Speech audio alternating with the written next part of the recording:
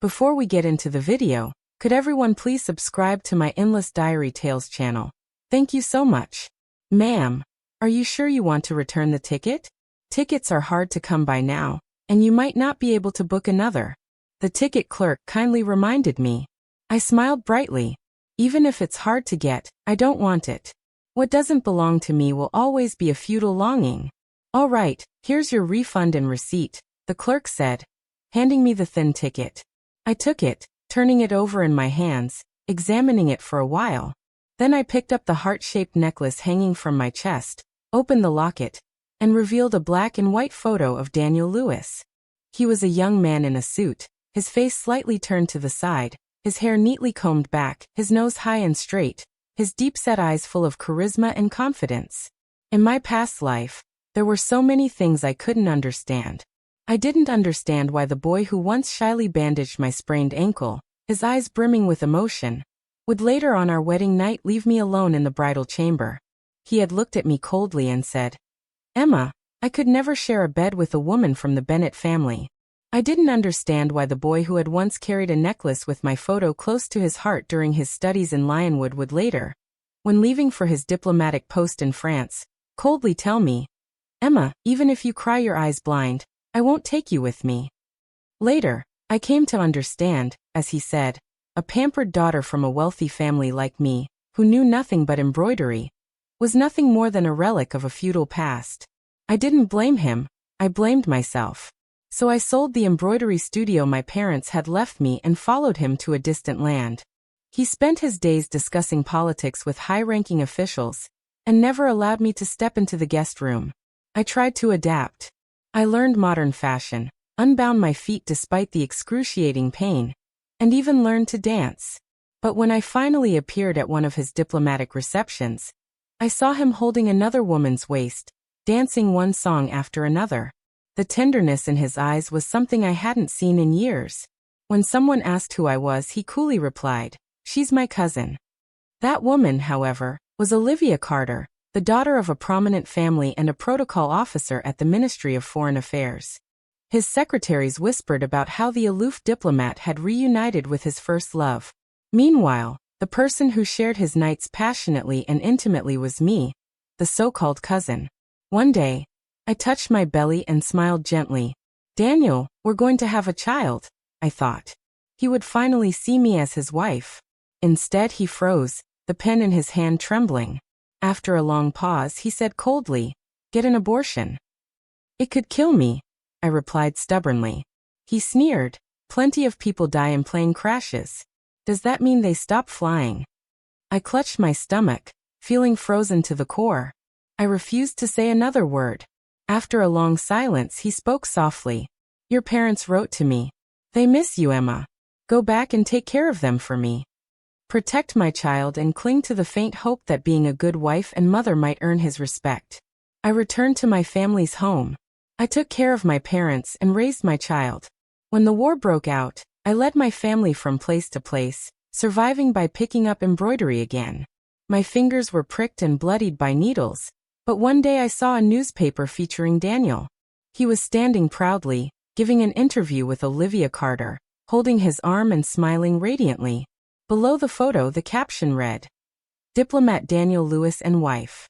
Later, Daniel returned to the country briefly, claiming he was worried about my parents. By then, Olivia Carter had died in a bombing in Paris.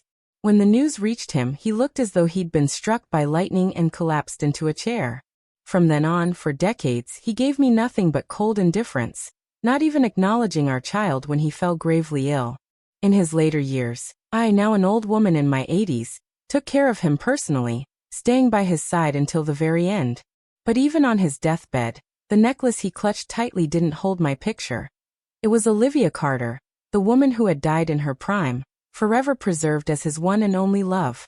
I had worked tirelessly my entire life, loving him deeply, yet I wasn't even worth a single word in his will. Thankfully, there were still 2 weeks left before the flight. There was time to set things right. I discarded the photo and folded the refunded ticket receipt, replacing the photo in the locket with it. Then I returned to the house Daniel and I had shared. I informed the old housekeeper. "The embroidery workshop is not for sale anymore. Prepare a full embroidery setup for me. 7 years ago, a devastating fire took my parents' lives and crippled the Lewis family's 300-year-old embroidery legacy. In my previous life, a prominent nobleman, Mr. Ryan Sterling, had sought the finest craftsmanship for a custom suit themed after Farewell My Concubine. He visited every embroidery house in search of the best artisans. Back then, I had given up the opportunity because I was accompanying Daniel overseas. Now, however, if I could win Mr. Sterling's favor, it would be a crucial turning point for the dormant workshop. The sound of a car horn echoed outside. Looking up, I saw Daniel walking into the house. He wore a shirt layered with a cashmere vest, and his perfectly tailored trousers accentuated his long legs. His sharp features radiated charm, and the faint smile on his lips added a touch of warmth. Olivia Carter clung to his arm, dressed in an exquisite lace dress. She giggled playfully, her fair complexion tinged with a hint of pink from the wine. Daniel, I didn't get to dance enough at the gala. Won't you dance with me a little more? She held his hand and spun gracefully into his arms, her laughter ringing out as they crossed the threshold. When they saw me, they froze mid-step. I, too, was momentarily stunned. In my past life, I had locked myself away to study French, and had no idea. They had been so close all along. Setting aside my embroidery, I stood and prepared to leave. But Olivia blocked my way, smiling coyly. Daniel, who is this? Daniel's expression darkened, his tall nose casting a sharp shadow over his face. My cousin, he said curtly. Before he could elaborate, I spoke up myself. Daniel looked momentarily surprised but quickly masked it, giving a low, nonchalant response. Olivia wasn't done with me yet. She tugged at my sleeve, covering her mouth as she laughed. This is the cousin you're bringing to the French Quarter? Aren't you afraid she'll end up being displayed in the Louvre? She mocked my blue and white embroidered outfit as if it were some relic of the past. Brushing off her hand, I stayed silent, but she pointed at the hem of my skirt and exclaimed in horror, as though she'd seen a rat. Oh my God! Does your family still bind feet? Doesn't it stink? Daniel placed a protective arm around her shoulder and guided her forward. Don't pull at her, you'll dirty your hands, he said coolly. I paused mid-step. They thought speaking in French would shield their mockery from me, but their disdainful glances and superior attitudes were unmistakable. Even if I hadn't studied French in my previous life, their meaning would have been painfully clear. That evening, Daniel came to my room carrying a bouquet of lilies. Without a word, he placed them in the vase on the table. Seeing me quietly sewing at the embroidery frame, he sat down uninvited. Emma, he said coldly, these flowers are for you. I'm glad you understand your place. The only reason I agreed to bring you to France was because you threatened me with your life. Don't harbor any further delusions. I didn't even look up. Are you finished? I asked calmly. Yes. Then please leave. As I spoke, he suddenly grabbed my wrist, his gaze falling on the embroidery needle in my fingers. His brows furrowed deeply. Why are you still embroidering? You were going to sell the workshop. Why not spend the time learning more French? Even as my cousin, don't embarrass me. The clawing scent of a woman's perfume lingered on him, making my nose itch. I replied lightly, understood. My unusually compliant response caught him off guard. His expression softened slightly. Tomorrow go to the Anha Mall and buy yourself some clothes and jewelry, he said, his tone almost gentle. I'll cover all the costs. You can't possibly go to France looking so outdated and tacky, can you? Daniel remarked casually. I looked down at the blue and white embroidered skirt I was wearing. My mother had painstakingly stitched it by hand, each thread delicate and elegant. But that's just how people are. When someone doesn't love you, even if you're wearing a wedding dress, it's all wrong. I responded quietly and indifferently, all right. After Daniel left, I opened the locket around my neck. The refund receipt was still there, and the departure date was only 14 days away. I told myself to endure it. I didn't want to stir up any trouble before the flight. If my uncle and aunt objected, they might. I didn't want to drag Daniel into a long discussion. If they tried to stop him from leaving for France, things would get even more complicated. Over the next few days, I focused on designing a phoenix embroidery pattern. Once it was complete, I hurried to purchase fabric. I hadn't expected to run into Daniel and his group in the bustling market. A group of young men, all dressed in Western-style clothing, were gathered around him. Tall and striking, Daniel stood out like a crane among chickens. "Emma, we're going to take a group photo. Join us." Olivia stepped forward and grabbed my hand enthusiastically. "He doesn't like pointless things like this. Don't call him," Daniel said, his smile reserved but his gaze sharp in warning as it landed on me. I understood he didn't want me there, just as he hadn't wanted me in the drawing room during those diplomatic gatherings. Olivia, however, merely laughed and tugged me along. I couldn't understand why a group of diplomats, having nothing better to do, needed to drag me into their commemorative photo. It wasn't until Olivia leaned close and whispered in my ear, a parasite clinging to Daniel, refusing to divorce him, and even insisting on following him to France. "Do you have no self-awareness? Don't worry, I'll help you find some." I turned to look at her radiant smile, momentarily at a loss for words. At the photo studio, Olivia dragged Daniel into the shot against the bright red backdrop. He stood in his black suit while she wore a fitted black dress. The two looked perfectly matched. The others in the group cheered, joking, "It looks just like a wedding photo. A diplomat and a protocol officer. Our Ministry of Foreign Affairs couldn't ask for a more fitting pair." The photographer chuckled and directed them, "Sir, lean closer to the lady." "Closer?" "Yes, just like that." I stood to the side, dazed. The photo Daniel had placed in his locket in my past life had been taken here. He had turned his heart to someone else long before I ever realized it. Daniel's refined features swept over the group as he said calmly, "Stop teasing. You'll make Olivia uncomfortable with that." He discreetly tucked a stray strand of her hair back into place. Olivia turned to me, her smile as sweet as honey.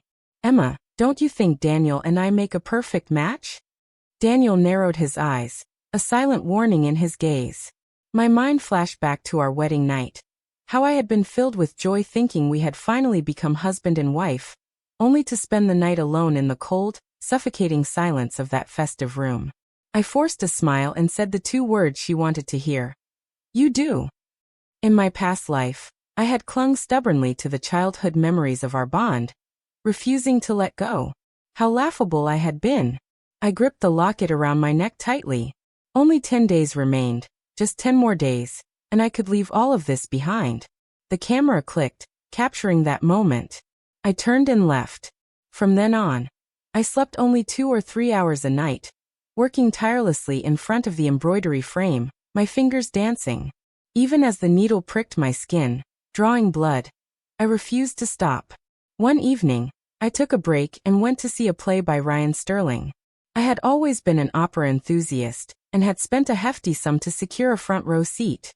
The lead actress on stage had striking features and a captivating voice. Her movements were graceful and alluring. In the end, she slashed her throat with a dagger and collapsed, her vibrant phoenix-like eyes closing as she fell. My heart trembled violently. In my past life, during the chaos of war, someone had collapsed in front of me just like that. Blood flowed from their chest, yet they still smiled, dazzling and bright. I owed your father my life. Returning it now is simply karma. As I stepped down from the carriage and looked up at the second floor of the house, I noticed the light in my room was on. Something felt wrong. Panicked, I rushed upstairs. The door to my room was wide open, and the contents of my vanity were strewn all over the floor. Olivia was holding a pair of 3-inch embroidered shoes with a look of disdain, casually tossing them aside. "What are you doing?" I demanded, shoving her forcefully. My entire body trembled with rage. She stumbled into the edge of the table, clutching the back of her head as she stood up, her face full of disbelief. "How dare you push me? How dare you?" she shouted before grabbing a vase and hurling it toward my head. Daniel appeared at the doorway. "Olivia, what's going on?" With tears in her reddened eyes, Olivia turned to him. "Look at this, Daniel. I picked out so many clothes and jewelry for your cousin, and I even helped her tidy up all this junk. She had the nerve to push me." It was only then that I noticed the pile of shopping bags in the corner. Daniel's voice was icy as he addressed me. "Emma, you're the one insisting on going to France with us. You can't even dress properly, and someone is kind enough to help you, yet you repay them by acting out." I lowered my gaze to my damp, rumpled clothes, clutching the wound on my forehead as I replied coldly. Who asked for her help? And this isn't junk. I pointed to the hairpin that had been tossed to the floor. This hairpin, I paused, my voice catching slightly, was a gift from Daniel when he was 15, but it seemed unimportant now. He didn't care about the things I cherished lying discarded across the floor. He didn't notice the swelling on my forehead or the disarray I had been thrown into. What use was there in saying anything?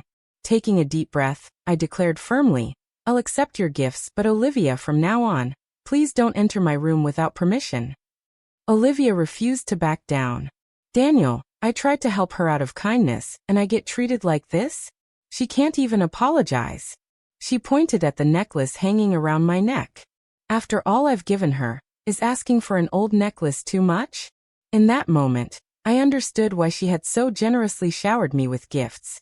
She must have known the significance of the necklace, and wanted to take it from me deliberately. I gripped the necklace tightly, refusing to let go. No, this was the one thing I couldn't give up. To me, it symbolized a new beginning. Daniel stepped forward, his tall frame imposing as he leaned in, boxing me into the small space. Emma, this is the one thing you can't keep clinging to. I shook my head. It has nothing to do with you. He let out a mocking laugh, then handed over as he reached for the necklace. I said softly, Daniel, what would your parents think if they knew about this? He froze, his hand stopping midair. A flicker of disgust passed through his eyes. All you ever do is use them to threaten me. Does it amuse you? I exhaled deeply as they both left the room. Immediately, I asked the housekeeper for a key and locked the door securely. Thankfully, the embroidery material hadn't been damaged. I steadied my nerves and focused on my work. There were only 5 days left. The day Daniel was set to leave coincided with Ryan Sterling's visit to select the embroidered piece. On the 4th day before Daniel's departure, it was the anniversary of my parents' death. That night, my sleep was restless, plagued by the nightmares of my past life. When I awoke early the next morning, my head throbbed and my entire body burned with fever. Where has the young master gone? I asked the housekeeper where Daniel was. The housekeeper hesitated before answering. The young master didn't return last night. I nodded. He usually accompanied me to honor this anniversary. If he wasn't going, so be it. My head was pounding, and I fell back into bed, quickly drifting off again. Half asleep, I vaguely heard someone enter the room. Daniel, kiss me. Don't stay here. Come to my room. Why isn't she gone yet? I know that woman is your wife, isn't she? Daniel, who do you want, her or me? By the doorway, Daniel had Olivia pressed against the wall, his hands cupping her face as he kissed her. It was a kiss filled with mockery and unclear intent. What do you think, my dear Olivia? I married her only because her father saved my mother from a fire. Do you really think I willingly married a footbound woman who can't even recognize the entire alphabet? Olivia wrapped her arms around his waist, her slender shoulders marked with faint traces of kisses. She teased, her voice syrupy sweet. Then hurry up. I was so drunk last night I can hardly remember anything. While she's off paying respects at the graves, we can have some real fun. I was in no mood to witness their private drama. Clearing my throat loudly, I made my presence known. At the same time, the housekeeper knocked on the door. Ma'am, the medicine is ready. You should have some to feel better. Their faces were filled with embarrassment. I ignored them, walked to the door, and took the medicine from the housekeeper. Daniel glanced at me. You're sick, he asked. I sipped the bitter medicine, my face twisting from the taste. You two, please leave. You're dirtying my sight. Daniel took a step toward me, but Olivia grabbed his sleeve, her lips trembling as she pouted. Daniel, I'm not feeling well either. I drank too much last night, and still feel dizzy. He immediately placed his hand on her forehead, checking her temperature. Relaxing slightly, he said, I'll take you to the guest room to rest. The two of them left together. It was a long time before Daniel returned alone. He coughed lightly into his hand and said, Olivia is a guest here. What exactly did you hear? I was holding a silver embroidery needle and answered indifferently. I woke up when the housekeeper came in. Did something happen? Relieved, he leaned closer. reaching out to touch my forehead. When did you get sick? Why didn't you say anything? I stepped back, avoiding his touch. Cousin, there's no need. His hand paused in midair before he withdrew it, his face darkening. Without another word, he turned and left. Feeling slightly better, I called for the driver and went alone to visit my parents' graves. Daniel didn't deserve to appear before them. The next day, I overheard Olivia arguing with the housekeeper. Daniel allowed me to handle this. Why are you stopping me? She demanded. The housekeeper, wiping sweat from his brow, explained nervously, the finances of this household have always been managed by Miss Emma. I stepped in and asked what was happening. It turned out Olivia was planning a farewell banquet to celebrate Daniel's upcoming diplomatic appointment in France. If my cousin has already approved it, I said, then naturally Miss Olivia may use the funds. Olivia gave a triumphant smile, snapping her fan against her palm. Whoever Daniel loves is the true mistress of this house. With that, she sauntered off. The housekeeper looked at me, his expression uneasy. Miss Emma, this isn't proper. Miss Olivia is an outsider. You are Daniel's wife by arrangement. I smiled faintly, unaffected. The next day, I finally understood why Daniel had fallen for Olivia. She was everything I wasn't. Olivia reigned in the elegance of Western high society. A spoiled heiress who had always been handed whatever she desired. Her arrogance wasn't unjustified. It came from a life where everything naturally bent to her will. At the same time, she embodied the kind of wife Daniel had always envisioned. Charming, refined, and worldly. Within a single day, the living room had been transformed. Elegant Western oil paintings adorned the walls, gold-trimmed tableware gleamed on the dining table, and a champagne tower made of crystal glasses sparkled under the chandelier. Daniel sat at the head of the room, dressed in a tailored wool suit he had carefully chosen. Though his brilliance was only beginning to show, his promising future already attracted the attention of government officials. His composed demeanor and sharp brows framed eyes that burned with ambition. Meanwhile, Olivia, wearing a soft white satin evening gown, carried herself with grace and poise, welcoming and entertaining guests like the mistress of the house. By the time the housekeeper recounted these events to me, it was the following day. I was in my room packing my belongings. The housekeeper, his face wrinkled with worry, tried to persuade me. Miss Emma, just speak softly to the young master. In the past, whenever you cried, he would always come to comfort you. If that doesn't work, you could speak to your grandfather and grandmother. No matter how many years have passed, the young master is now someone destined for great sweetness.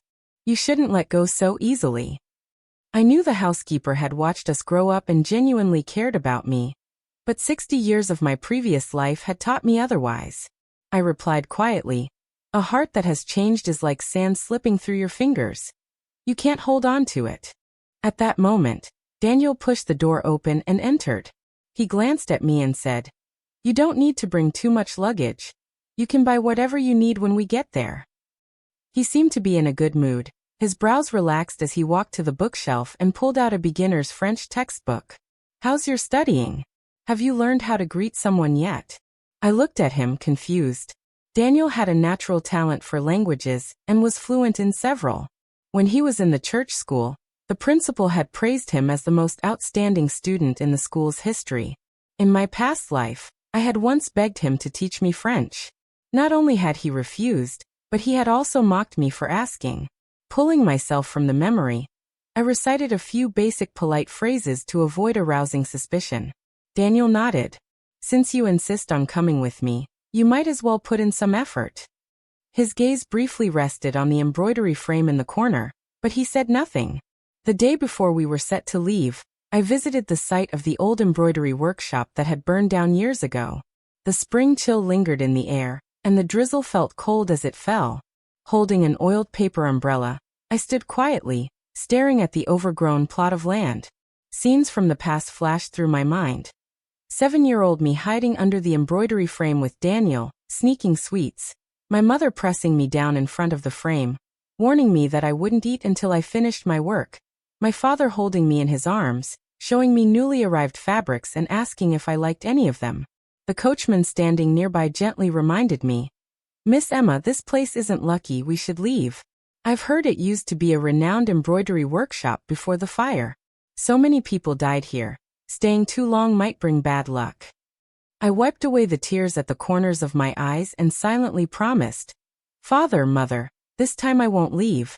I'll stay here to protect this place. Then I turned to the coachman. Let's go. When the carriage arrived at the house, the housekeeper came out to greet me with an umbrella, his expression anxious. Ma'am.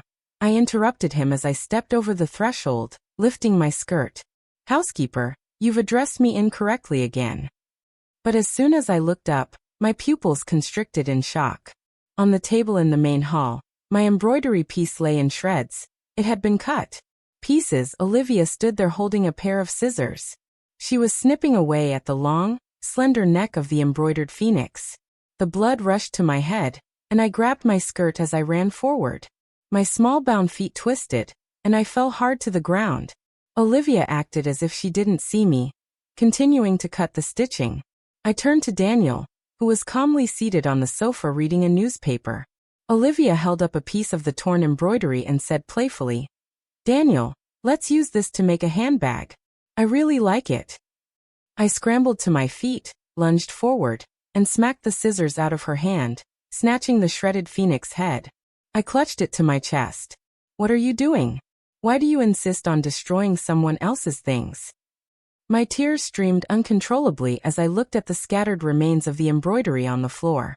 Olivia stepped back, pouting as she said dismissively, It's just a piece of fabric. There are plenty more at the market. I glared at her with all the anger I could muster, then marched toward Daniel, ripping the newspaper out of his hands. Why didn't you stop her? I shouted. She doesn't understand, but you do, don't you? Daniel removed his glasses slowly, and began cleaning them with a deliberate calmness. He lifted his eyes, his expression indifferent. I'm leaving for France tomorrow. None of this matters. I trembled from head to toe. The childhood friend who had once been thrilled to receive a simple embroidered handkerchief was now a stranger to me. He had unlocked the door to my room and allowed others to trample over the things I held dear. Raising my hand, I slapped him hard across the face. Daniel, I no longer matter to you. He held his red cheek, anger flashing in his eyes, but after a moment he curved his lips into a mocking smile. Emma, have you learned to play hard to get now? I ignored his taunt, suppressing all the emotions roiling within me. Keeping my expression neutral, I asked the housekeeper for a wooden box. Carefully, I placed the remnants of the embroidery inside. As I turned to leave, someone grabbed my shoulder. It's raining heavily. Where are you going? Daniel asked. I brushed his hand off, grabbed an umbrella by the door, and walked out into the rain without looking back. Behind me, his low voice called out, Emma, if you keep this up, I won't take you to France. The housekeeper hesitated before saying, Young master, shouldn't we? Daniel cut him off. Let her make a scene if she wants.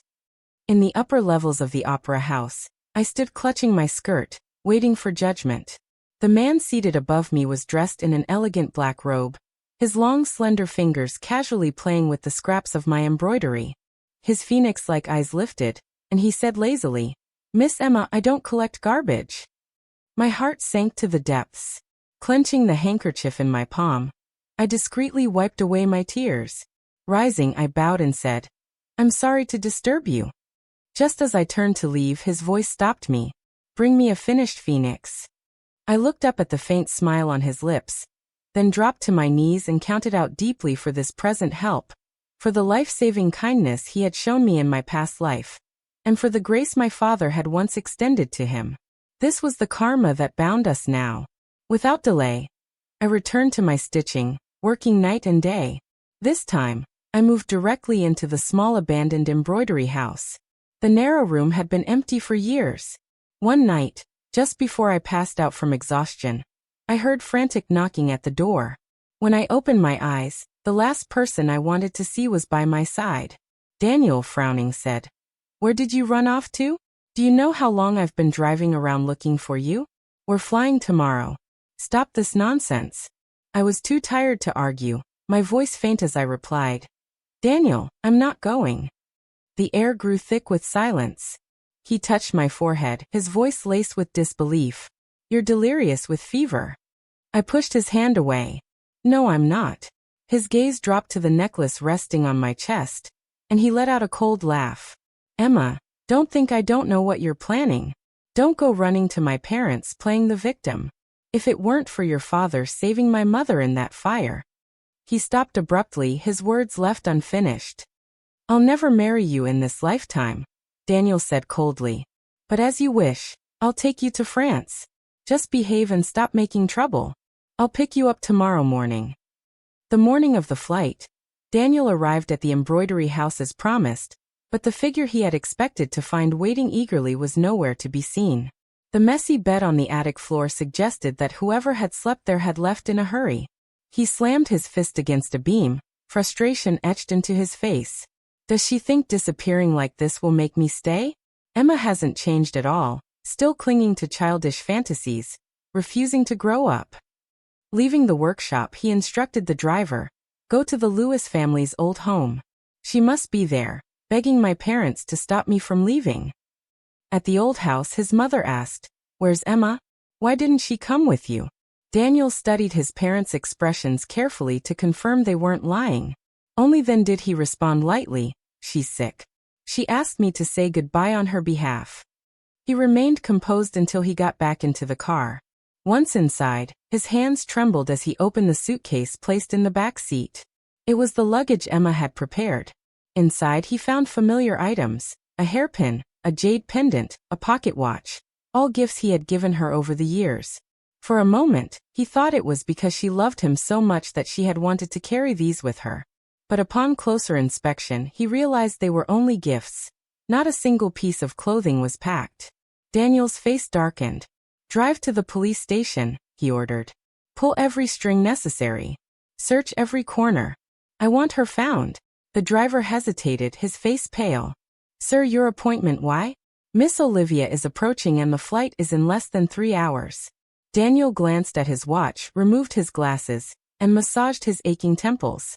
After a long silence, he chuckled bitterly. I almost fell for her trick. Isn't this exactly what she wanted? To see me running around frantically looking for her and miss the flight? He sighed, adjusted his jacket, and said curtly, Take me to meet Miss Olivia at the airport. Olivia looped her arm through Daniel's and looked up at him with a smile. Daniel, do you remember that little cafe near campus where we first met during our studies abroad? He forced a smile. I remember. He should have felt happy, but as the plane ascended and the city of his youth faded into the distance, it felt as though a part of his heart had been carved away. He clenched his hand over the red birthmark on the back of his hand, recalling the day when Emma's tears had fallen there, leaving a burning sensation that lingered even now. It's all Emma's fault, he thought bitterly. 8 days later, my embroidery stood out among the submissions. Ryan Sterling invited me to the opera house's upper floors, and when he announced the results, I burst into tears of joy. But exhaustion overtook me, and everything spun. When I woke up again, I thanked Ryan before heading to the Lewis family's old house. In the grand hall, Daniel's mother dropped her teacup in shock. His father stood glaring at me. Emma, did Daniel mistreat you? If he did, I'll write to him and demand he come back immediately. I shook my head. It's not that. I've come to understand that Daniel and I are not aligned in heart or mind. It's my fault for failing to repay your kindness for raising me these past years, and for entangling myself with him for so long. I didn't want them to know the full extent of the pain and confusion I had come to terms with. Daniel was perfect in every way except for one thing. He was never meant to be my husband. That was all it took. Days of persuasion before they finally accepted my decision and formally recognized me as their adopted daughter. I couldn't help but wonder what Daniel's reaction would be when he found out I had truly become his sister. Perhaps he would feel relieved. When I received the first letter from Daniel, I had successfully reopened the Lewis family embroidery house and had just secured a large order. During dinner, Daniel's mother placed a letter on the table.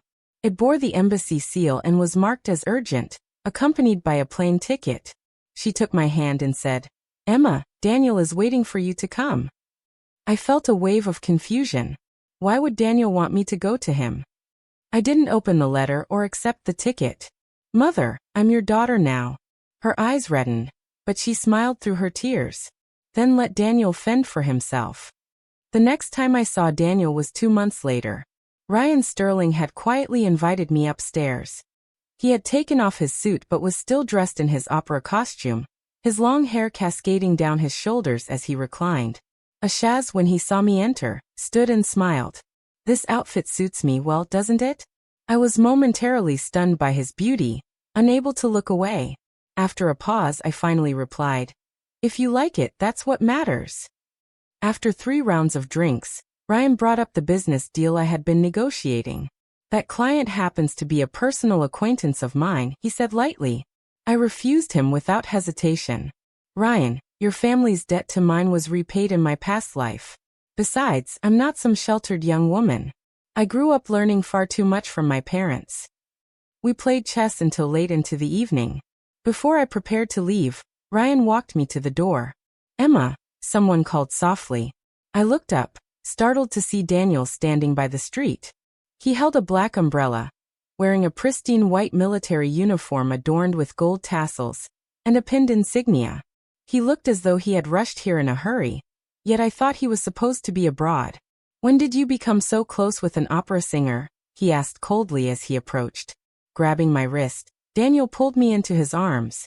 I pushed him away with unexpected force, causing him to stumble a few steps before regaining his balance. Only then did I notice his bloodshot eyes and the dark circles beneath them. "Watch your boundaries. We have nothing to do with each other anymore." Daniel's expression darkened as his gaze shifted toward Ryan, who was standing calmly under the eaves. "Is it because of him? How long have you two known each other?" Brian smiled faintly, ignoring him. "Miss Emma, the car is ready." I nodded in thanks, unwilling to argue further with Daniel. But before I could step away, he suddenly shoved me against the car door, his hand grabbing the necklace around my neck. His smile was dark and menacing. "Does he know that the locket you wear so close to your heart contains my picture?" Before I could respond, Ryan stepped forward and pulled Daniel off me. "Mr. Lewis," Ryan said evenly, "I've heard of you, but unfortunately, this situation doesn't warrant your interference." "Enough," I interrupted, taking off the necklace and tossing it at Daniel. "I don't need this anymore. Since you gave it to me, I'm returning it to its rightful owner." Daniel hastily picked up the necklace, wiping away the dirt with the sleeve of his white uniform. When he opened the locket, his expression froze. "What is this?" he demanded. "A ticket refund? You tricked me. You never intended to leave with me, did you?" I sighed as the rain fell between us, creating a heavy curtain that separated us both physically and emotionally. "There was a time I wanted to, I admit it, but now I feel no attachment to you." Daniel gripped the necklace tightly, the rain plastering his hair to his forehead. His bloodshot eyes were filled with despair, and so we parted ways. I poured my heart into expanding the embroidery house, turning it into a tower of success. During the war, I took in widows and taught them embroidery, helping them support their families. The reputation of the Lewis family. Embroidery. The house grew immensely. One of our embroidered pieces was even chosen as a gift to the British royal family. Over the years, I often read the newspapers, catching glimpses of Daniel standing tall and proud at international conferences, bringing honor to our nation. Each time, I let out a sigh of relief, worried that the butterfly effect caused by my actions might have altered his fate. I thought our lives had completely diverged until one late night. A call from the presidential office shattered that belief. The secretary on the other end said Mr. Lewis was involved in a plane crash and is in critical condition. "He's been calling your name repeatedly. We hope you can come immediately." As soon as the call ended, I set out without delay. A government vehicle picked me up at the designated location. When I arrived, the hospital corridor was already filled with people I recognized from newspapers or business events. Inside the room, Daniel was connected to numerous tubes. His neatly combed hair, always perfect in photos, now hung messily across his forehead. When he saw me enter, his dark eyes lit up. "Emma, you came after all." I sat by his bedside, silent for a long time before finally speaking. "Daniel, you have to live. Your parents were just talking about how much they miss you." His chest rose and fell with shallow, strained breaths. Lowering his voice, he asked, "And you? Do you miss me?" I avoided his gaze, focusing instead on the heart monitor beside him. Softly, I replied, "Ambassador Lewis, more than anyone. I hope you survive." Suddenly, Daniel gripped my hand tightly, his strength surprising. "I promise you I will live, Emma. Will you come back to see me?" His bloodshot eyes stared at me, pleading. I hesitated, then asked, "Where is Olivia?" Daniel's voice turned cold, as though mentioning someone inconsequential. "Why bring her up? She died in Paris 3 years ago." Even in this lifetime, Olivia's fate hadn't changed. After that, I visited Daniel regularly, like clockwork. Through those visits, I learned from his staff that despite his busy schedule, he had been returning to the country once a month for years. What was he doing during those visits? I asked. The responses varied, but when I thought of the familiar figure I had seen outside the embroidery house, disbelief crept in. On the day of his discharge, Daniel had reverted to the charismatic diplomat everyone admired. His personal secretary was fixing his tie as he animatedly described his plans to me. "Emma, let's go to England together. I've already thought about our wedding. I'll even ask the Earl to send a congratulatory letter." Daniel. I couldn't help but interrupt him. "Stop seeking me out." He staggered, the smile on his face faltering into a straight line. "Why? You care about me, don't you?" I sighed. "Daniel, more than anyone, I want you to live." But sitting down, I told him a story spanning 60 years. Slowly, I convinced him to believe it. "That was the me from my previous life," I said. "In this life, Emma no longer loves you." Daniel leaned over. The coffee table gripped my arm tightly, his gaze burning into mine. "I don't believe you. I won't let you go." I pushed his hand away gently. "The one who can't let go is me." He staggered back, collapsing onto the sofa, his face ashen as if he were a man on the brink of death. For days, I couldn't understand why Daniel, who had once been so deeply in love with Olivia, was now so insistent on me in this lifetime. Later, I came to realize that for someone like Daniel, born into privilege and gifted beyond measure, nothing was ever truly out of reach. It was the things he couldn't have that became the most precious to him. He didn't love Olivia. He didn't love me either. He didn't understand that love wasn't about possessing, but about a deep connection of hearts. After being together, walking out of the private hospital where he was being monitored, I found a car waiting outside. A man with a calm and grounded demeanor gently took my cold fingertips into his hands, his eyes filled with an indescribable tenderness. "There's hot porridge ready for you in the car," Ryan said softly. I married Ryan Sterling, and for 60 years we lived in harmony. We were two instruments in perfect tune, and even in our later years, we would still walk hand in hand through the park. When the mood struck, we would sing old opera tunes together, our voices blending into a melody of the past. Two people from an old era holding on to these antiquated joys. When Ryan was diagnosed with throat cancer, my world shattered.